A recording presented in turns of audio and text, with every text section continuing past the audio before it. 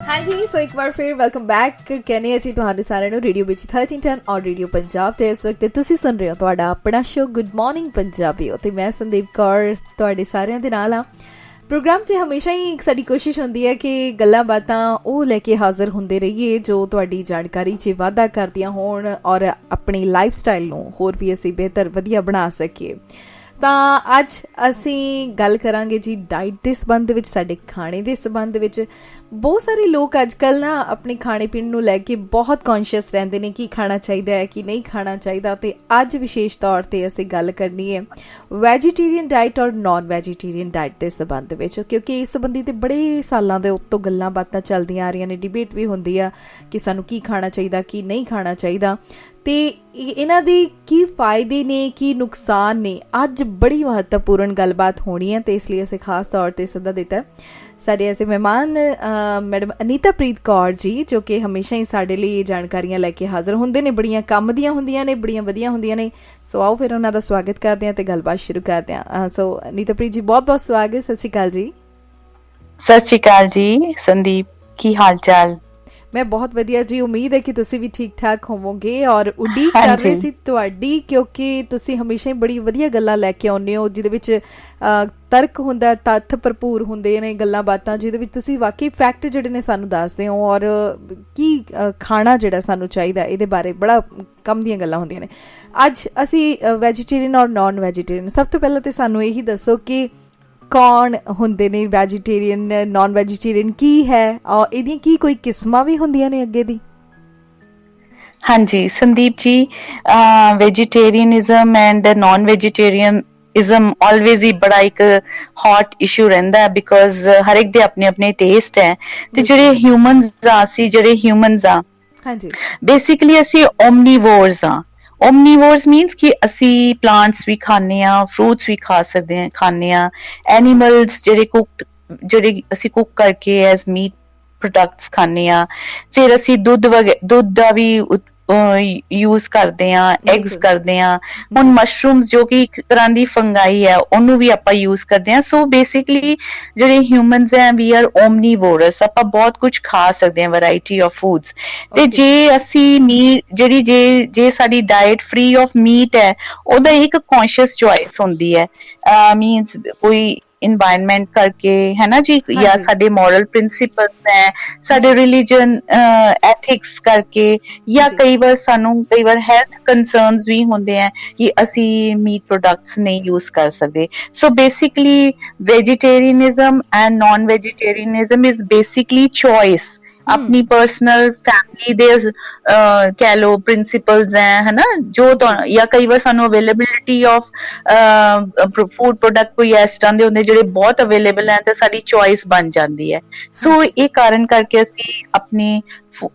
ਇਸ ਹੈਬਿਟਸ ਨੂੰ ਅਡਾਪਟ ਕਰ ਲੈਂਦੇ ਹਾਂ, ਇਧਰ ਵੀ ਆ ਵੈਜੀਟੇਰੀਅਨਸ ਨॉन ਵੈਜੀਟੇਰੀਅਨਸ, ਹੈ ਨਾ। ਤੇ ਐਡਵਾਂਟੇजेस ਦੋਨਾਂ ਦੇ ਬਹੁਤ ਹੈਗੇ ਆ। ਦੇਖੀਏ ਜੇ ਅਸੀਂ ਨॉन ਵੈਜੀਟੇਰੀਅਨ, ਮਤਲਬ ਜੇ ਅਸੀਂ ਵਾਕਈ ਫਾਇਦਿਆਂ ਦੀ ਗੱਲ ਕਰੀਏ ਤਾਂ ਹਮੇਸ਼ਾ ਵੈਸੇ ਇਨਸਾਨ ਸੋਚਦਾ ਵੀ ਹੈ ਕਿ ਮੈਨੂੰ ਫਾਇਦਾ ਕਿਹਦੇ 'ਚ ਹੋਊਗਾ, ਵੀ ਮੈਂ ਵੈਜੀਟੇਰੀਅਨ ਰਹਾਂ ਜਾਂ ਮੈਂ ਕੀ ਨੋਨ ਵੈਜ ਖਾਵਾਂ ਕਿ ਨਾ ਖਾਵਾਂ। ਬਹੁਤ ਸਾਰੇ ਨੋਨ ਵੈਜੀਟੇਰੀਅਨ ਇਹ ਸੋਚਦੇ ਹੁੰਦੇ ਨੇ ਕਿ ਹਾਂਜੀ ਅਸੀਂ ਮੀਟ ਖਾਂਦੇ ਹਾਂ, ਛੱਡਣਾ ਚਾਹੁੰਦੇ ਹਾਂ। ਕਈ ਵਾਰੀ ਇੱਦਾਂ ਹੁੰਦਾ ਕਿ ਵੀ ਨਹੀਂ ਕੋਈ ਗੱਲ ਨਹੀਂ, ਅਸੀਂ ਵੀ ਵੈਜੀਟੇਰੀਅਨ ਬਣ ਕੇ ਵੀ ਰਹਿਣਾ, ਤਾਂ ਕਈ ਵਾਰੀ ਨਹੀਂ ਵੀ ਛੱਡ ਪਾਉਂਦੇ। ਸੋ ਕਈ ਚੀਜ਼ਾਂ ਹੁੰਦੀਆਂ ਨੇ ਮਾਇੰਡ ਦੇ ਵਿੱਚ ਚੱਲਦੀਆਂ ਰਹਿੰਦੀਆਂ ਨੇ, ਪਰ ਜੇਕਰ ਸਾਨੂੰ ਉਹਨਾਂ ਦੇ ਐਗਜ਼ੈਕਟ ਫਾਇਦੇ ਦੇ ਬਾਰੇ ਪਤਾ ਹੋਵੇਗਾ ਕਿ ਅਸੀਂ ਉਸ ਤੋਂ ਕੀ ਫਾਇਦਾ ਲੈ ਰਹੇ ਹਾਂ ਜਾਂ ਨਹੀਂ ਲੈ ਰਹੇ, ਤਾਂ ਫਿਰ ਅਸੀਂ ਉਹਦਾ ਡਿਸੀਜ਼ਨ ਵੀ ਲੈ ਸਕਦੇ ਹਾਂ। ਸੋ ਫਾਇਦਿਆਂ ਦੇ ਬਾਰੇ ਹਾਂਜੀ ਕੀ ਨੇ ਦੋਨਾਂ ਦੇ ਫਾਇਦੇ? ਹਾਂਜੀ, ਜੇ ਅਸੀਂ ਨॉन ਵੈਜੀਟੇਰੀਅਨਸ ਦਾ ਦੇਖੀਏ ਤਾਂ ਹੁਣ ਜਿਸ ਤਰ੍ਹਾਂ ਬਾਹਰ ਜਿਹੜੇ ਬੱਚੇ ਜਿਸ ਤਰ੍ਹਾਂ ਸਪੈਸ਼ਲੀ ਬਾਹਰ ਚਲੇ ਗਏ ਜਾਂ ਫੋਰਨ ਵਿੱਚ, ਤੁਹਾਨੂੰ ਅਵੇਲੇਬਿਲਿਟੀ ਬਹੁਤ ਜ਼ਿਆਦਾ ਹੈ, ਵੈਰਾਈਟੀ ਬਹੁਤ ਹੈਗੀ ਹੈ। ਤੇ ਜਿਹੜਾ ਨॉन ਵੈਜੀਟੇਰੀਅਨ ਫੂਡ ਹੈ ਉਹਦੇ ਵਿੱਚ ਪ੍ਰੋਟੀਨ ਬਹੁਤ ਰਿਚ ਫੂਡ ਹੁੰਦੇ ਹੈ, ਵਿਟਾਮਿਨ B12, ਜਿਸ ਤਰ੍ਹਾਂ ਕਿ ਅੱਜ ਕੱਲ੍ਹ ਬਹੁਤ ਵਿਟਾਮਿਨ 12 ਦੀ ਗੱਲਬਾਤ ਹੁੰਦੀ ਹੈ, ਸਾਨੂੰ ਬਹੁਤ ਐਸੈਂਸ਼ੀਅਲ ਹੈ ਸਾਡੀ ਨਰਵਸ ਸਿਸਟਮ ਨੂੰ ਹੈਲਦੀ ਰੱਖਣ ਲਈ, ਬੋਡੀ ਲਈ। ਤੇ ਇਹ ਓਮੇਗਾ 3 ਫੈਟੀ ਐਸਿਡਸ ਦਾ ਵੀ ਬਹੁਤ ਜ਼ਿਕਰ ਆਉਂਦਾ ਹੈ। ਸੋ ਜੇ ਆਪਾਂ ਨॉन ਵੈਜੀਟੇਰੀਅਨ ਡਾਇਟ ਨੂੰ ਦੇਖੀਏ, ਡੈਫੀਨੇਟਲੀ ਡੈਫੀਨੇਟਲੀ ਉਹ ਬਹੁਤ ਰਿਚ ਹੈ ਇਹਨਾਂ ਸੋਰਸ ਇਹਨਾਂ ਚੀਜ਼ਾਂ ਵਿੱਚ ਹਾਂਜੀ ਜੀ ਹੀਮੋਗਲੋबिन ਲੈਵਲ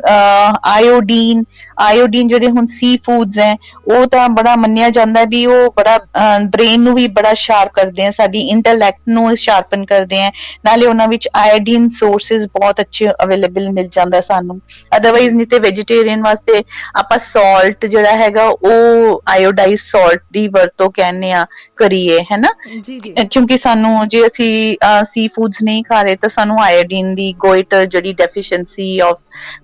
ਮਤਲਬ ਡਿਜ਼ੀਜ਼ ਹੁੰਦਾ ਆਇਓਡੀਨ ਦੀ ਗੋਇਟਰ ਜੀ ਗਲੇ ਵਿੱਚ ਉਹ ਪ੍ਰੋਬਲਮਸ ਆ ਜਾਂਦੀਆਂ ਹੈ ਨਾ ਜੀ ਸੋ ਐਡਵਾਂਟੇजेस ਡੈਫੀਨਿਟਲੀ ਹੁੰਦੀਆਂ ਬਟ ਇਨ ਨਾਨ ਵੈਜੀਟੇਰੀਅਨ ਕਿਉਂਕਿ ਕੰਸਨਟ੍ਰੇਟ ਸੋਰਸ ਆਫ ਹੈਗਾ ਪ੍ਰੋਟੀਨਸ ਫੈਟਸ ਹੈ ਨਾ ਤੇ ਉਹਨਾਂ ਵਿੱਚ ਹਾਈ ਸੈਚੂਰੇਟਡ ਫੈਟਸ ਹੈਗੇ ਆ ਤੇ ਹੁਣ ਜਿਹੜੇ ਪ੍ਰੋਸੈਸਡ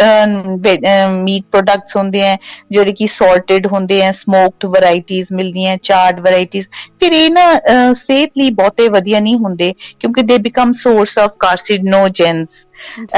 ਤੇ ਨਾਨ ਵੈਜੀਟੇਰੀਅਨ ਡਾਈਟਸ ਫਾਈਬਰ ਵਿੱਚ ਵੀ ਲੋ ਹੁੰਦੇ ਆ ਸੋ ਡਾਈਜੈਸਟੇਬਿਲਿਟੀ ਵੀ ਥੋੜੀ ਜੀ ਇਨ ਕੁਐਸਚਨ ਰਹਿੰਦੀ ਹੈ ਕਿ ਉਹ ਥੋੜਾ ਜਿਹਾ ਡਿਫਿਕਲਟ ਟੂ ਡਾਈਜੈਸਟ ਹੁੰਦੇ ਆ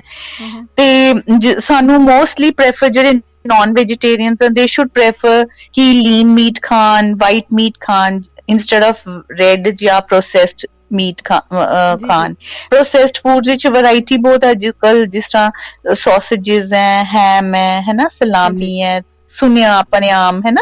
ਸੋ ਬੇਕਨਸ ਵਗੈਰਾ ਇਹ ਸਾਰੇ ਜਿਹੜੇ ਹੈਗੇ ਪ੍ਰੋਸੈਸਡ ਮੀਟਸ ਹੈ but because they are salted and processed ਤੇ ਉਹ ਫਿਰ ਸਾਡੀ ਸਿਹਤ ਲਈ ਬਹੁਤੇ ਵਧੀਆ ਨਹੀਂ ਹੁੰਦੇ ਜੀ ਤੇ ਡਿਸਐਡਵਾਂਟੇजेस ਬੇਸਿਕਲੀ ਕੀ ਹੈ ਕਿ ਰਿਸਕ ਆਫ ਓਬੈਸਿਟੀ ਹੁੰਦਾ weight gain ਹੁੰਦਾ ਕਿਉਂਕਿ concentrate source of protein है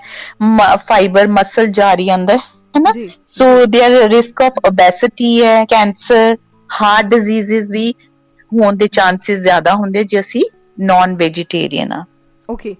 ਉਹਦੇ ਵਿੱਚ ਕੋਈ ਮਾਤਰਾ ਹੁੰਦੀ ਹੈ ਵੀ ਤੁਸੀਂ ਜੇ ਐਕਸੈਸ ਦੇ ਵਿੱਚ ਖਾਣੇ ਹੋ ਤਾਂ ਇਦਾਂ ਹੁੰਦਾ ਕਿਉਂਕਿ ਬਹੁਤ ਸਾਰੇ ਨਹੀਂ ਉਹ ਦੇਖੋ ਉਹ ਡਿਪੈਂਡ ਕਰਦਾ ਨਾ ਵੈਰਾਈਟੀ ਕਿਹੜੀ ਕੁਆਲਿਟੀ ਆਫ ਮੀਟ ਅਸੀਂ ਖਾ ਰਹੇ ਹਾਂ ਕਿੰਨੀ ਕੁਆਂਟੀਟੀ ਖਾ ਰਹੇ ਹਾਂ ਹੁਣ ਜਿਸ ਤਰ੍ਹਾਂ ਅਸੀਂ ਫਰੈਸ਼ ਫਿਸ਼ ਖਾਣੇ ਆ ਉਹ ਤਾਂ ਬਹੁਤ ਹੀ ਹੈਲਦੀ ਹੈ ਫॉर आवर ਹਾਰਟ ਬਿਕਾਜ਼ ਉਹ ਤੋਂ ਆਪਾਂ ਨੂੰ ਓਮੇਗਾਸ ਮਿਲਦੇ ਓਮੇਗਾ 3 ਫੈਟੀ ਐਸਿਡਸ ਵਿਚ is very good for our heart ਹੈ ਨਾ ਉਹ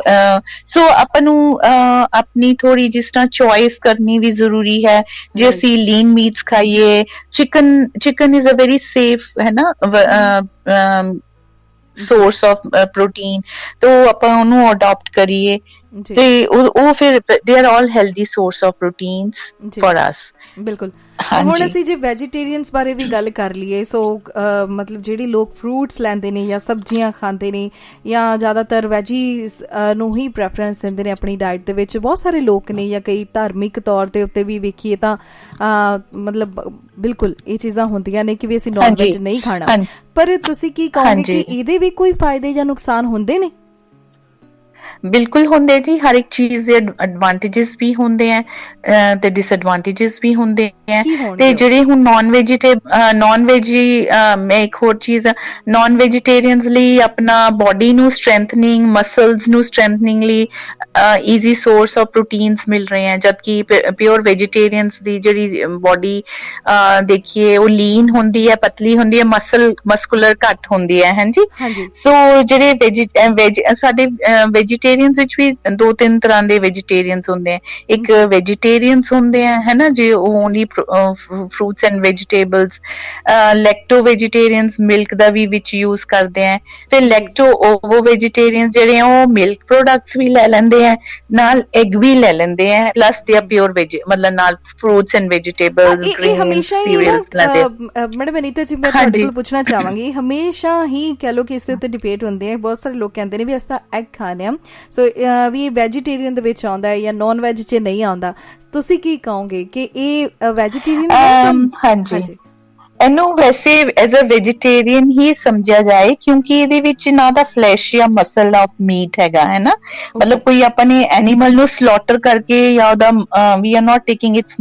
ਮਸਲਸ ਔਰ ਟਿਸ਼ੂਜ਼ ਔਰ ਫਲੈਸ਼ ਹੈ ਨਾ ਸੋ ਬੇਸਿਕਲੀ ਐਗਸ ਨੂੰ ਆਪਾਂ ਐਜ਼ ਅ ਵੈਜੀਟੇਰੀਅਨ ਹੀ ਮੰਨ ਲਈਏ ਤਾਂ ਬੈਟਰ ਹੈ ਐਂਡ ਨਾਲੇ ਜਿਹੜੇ ਪਿਓਰ ਵੈਜੀਟੇਰੀਅਨ हैं जी वो एग्स वगैरह यूज कर लैन अपनी डायट तो उन्होंने ईजी सोर्स ऑफ प्रोटीन्स मिल जाएंगे है ना जी सो ਜਿਹੜੀ ਬਾਇਓਲੋਜੀਕਲੀ ਜੇ ਦੇਖੀਏ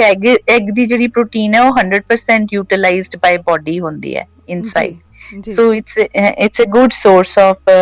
ਪ੍ਰੋਟੀਨ ਦੀ ਘਾਟ ਰਹਿ ਜਾਂਦੀ ਹੈ ਵੈਜੀਟੇਰੀਅਨਸ ਨੂੰ ਮੁਸ਼ਕਿਲ ਹੁੰਦੀ ਹੈ ਪੂਰੀ ਕਰਨ ਦੀ ਬਟ ਵੈਜੀਟੇਰੀਅਨਸ ਕੋਲ ਬਹੁਤ ਸੋਰਸਿਸ ਹੈ